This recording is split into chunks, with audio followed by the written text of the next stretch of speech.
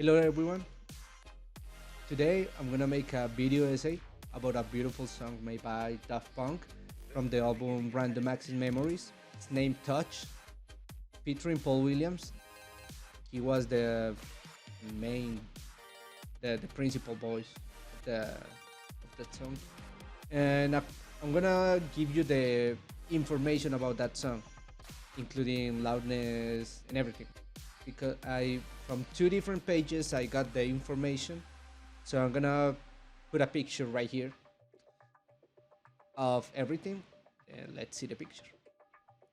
Okay, the the song has a dynamic range of 12 according to the scale they make that page. It's pretty good. It's pretty decent dynamic range. The song has a peak of minus 4.17 dB. Also, it has a RMS of minus 20.34 dB.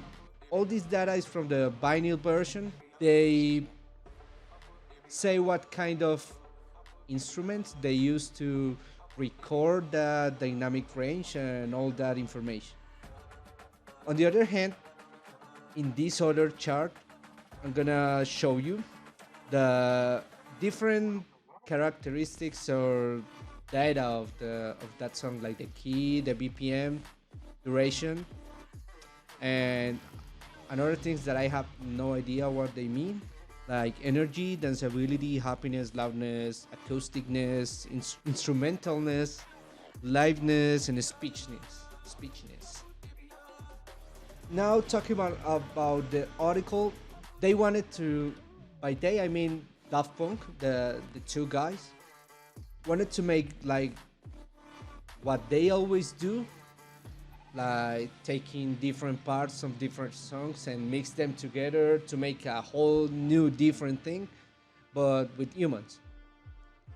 They want to gather different musicians according to the song they create, perform something, and also improvise something, and later they put them together and make a whole album, an album that was pretty good, not only from the production recording part, but for the mixing and mastering too. The producer was the guy from that Daft Punk. The mixer was Mick Gusowski.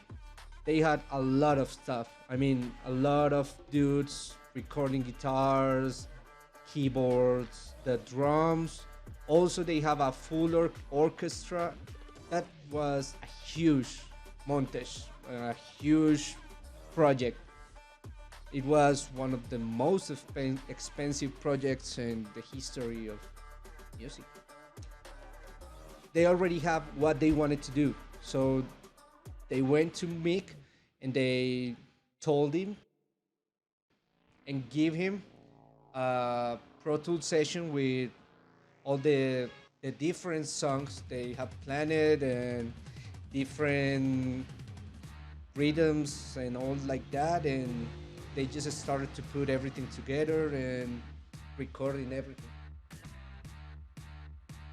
Okay, so for this album, the signals, while recorded, were split in two different and sent to do two different processes. The first one was sent to Pro Tools, like we always do, and the other one was sent to tape. They also give the information of every single artifact they use, different microphones. It's a pretty dense article, and it's very specific about everything they use. I'm gonna put the link, send you guys the link of that pretty good article if you want to know how they recorded, how they get the percussions, they use even a custom drum kit. So it was different. I mean, they use a lot of things to make this album. Okay, so about the process, the different processes. Okay, so all the live tracks, including the orchestra, were double in Pro Tools sessions. So they have a lot of channels. The the 8 minute tracks touch the song that I chose consisted of 250 different parts, had to be edited and submixed in Pro Tools. Because the team were using a HD3 rig which only allowed 96 tracks. So they have to make a decision. So they have to make a pretty good analysis about what parts of the tape signal they want to conserve, and also what parts of the one sent to Pro Tools.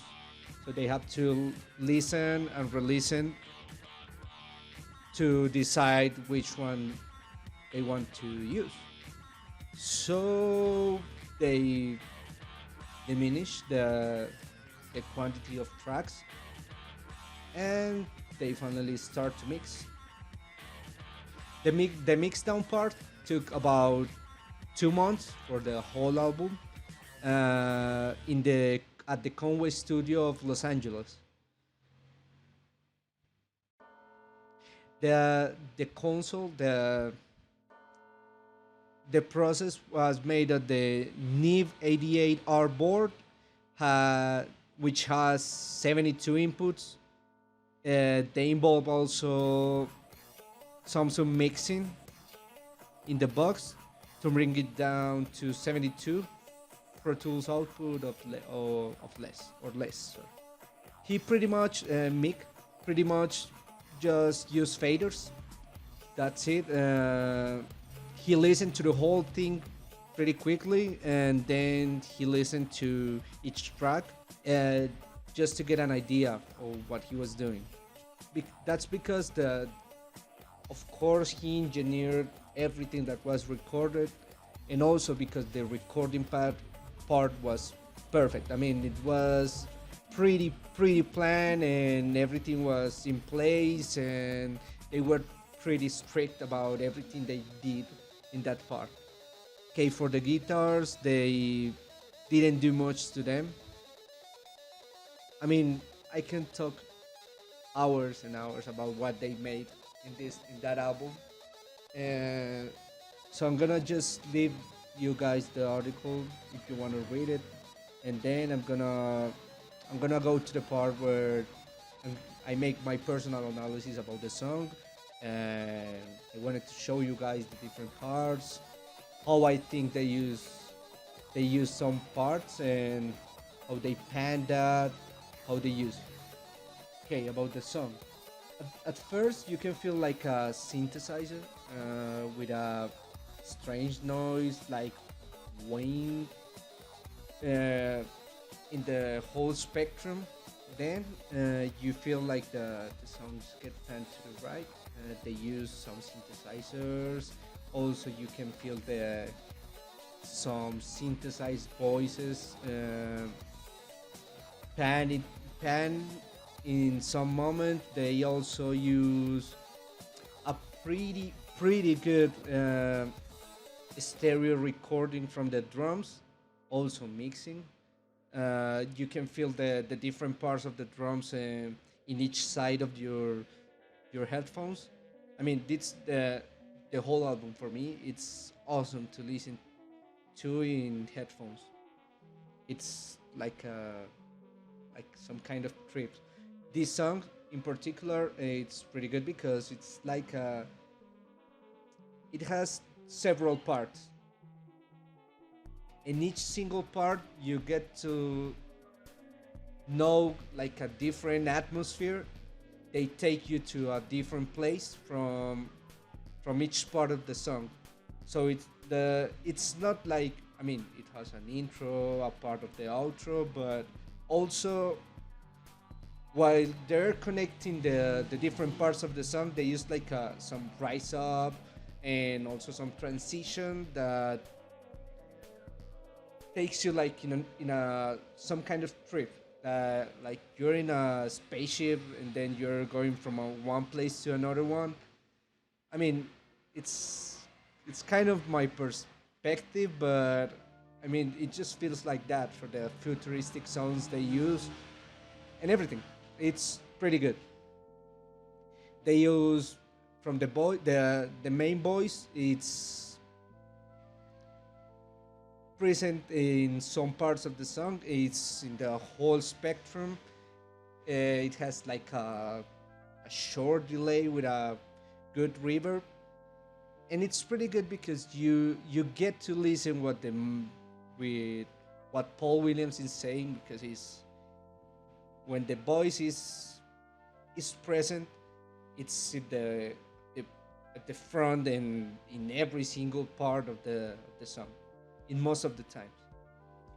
There's another part of the song that you get to listen to the orchestra. Orchestra. Uh, you have like the feeling of the chords, uh, the whole spectrum. There's like no difference. I mean, you listen a lot of strings mixed in like some that give you some angelic vibes, celestial vibes. Also, they have a choir of voices, a choir of voices that in some parts they use it like as a rise up. As I told you that they make like a transitions. So in that part they use sometimes that a choir of voices singing a particular part of the song. Like it's like two different phrases, something like that. There's also a part where they use the wind instruments. You can feel like the different instruments and their presence in the stereo image or the stereo field. You can you get to realize that they like made a perfect like a perfect mixing of the different instruments, or they also recorded in block. So you find the high instruments right to the lowest instruments on your left. Actually, you listen like some kind of tuba or trombone to the left. It's a pretty particular song. So this song is it's pretty strange. I mean, it has like different phases. It has, I mean, by phases, I mean by some like stages. I mean, I could give you like from minute to minute the different things they made, but the only way you can get to do that, and I mean, like, know what I'm talking about is like listening to the song, and that's what I'm about to show you guys. Or teacher is gonna put the song for all of us in a high quality version, and that's it, guys. I hope you enjoyed my presentation. I mean, there's a lot of things to say with this album. Also, this song. I mean, it's super long. It has a lot of things, but also you can recognize every single aspect of the song, and that's it. Thank you so much for the attention, and have a good rest of the day.